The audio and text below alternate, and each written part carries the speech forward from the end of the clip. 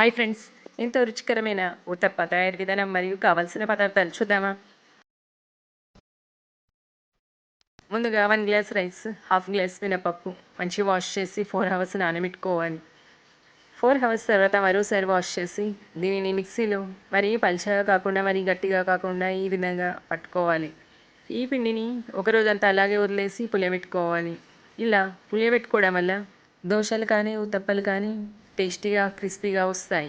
ఈ పిండిని మరుసటి రోజు మంచి మిక్స్ చేసుకొని పావు కేజీ క్యాబేజ్ ఈ విధంగా సన్నగా కట్ చేసి చేతితో నలుపుతూ పిండిలో వేసుకోవాలి.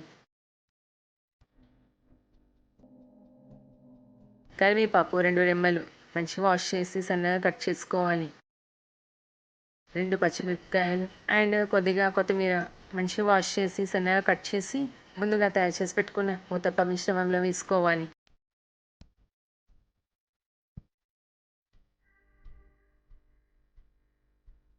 హాఫ్ స్పూన్ జీలకర్ర కూడా వేసి మంచి మిక్స్ చేసుకోవాలి.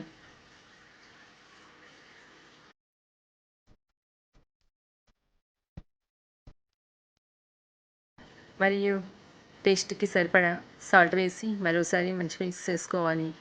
మూకుడులో కొద్దిగా ఆయిల్ వేసి ఈ విధంగా చిన్న చిన్న ఉతప్పలుగా మందంగా వేసుకొని 1 నిమిషం మూతపెట్టి ఉడికించుకోవాలి.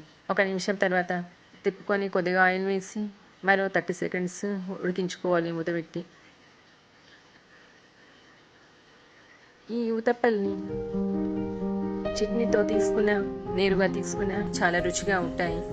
క్యాబేజ్ అంటే ఇష్టపడని పిల్లలకి ఈ విధంగా క్యాబేజ్ ఉతప్ప చేసి పెట్టడం వల్ల ఎంతో ఇష్టంగా తింటారు. మీరు కూడా ఒకసారి ట్రై చేయండి, చాలా బాగుంటుంది. మరిన్ని వీడియోస్ కోసం మా ఛానల్ని సబ్స్క్రైబ్ చేసుకోండి.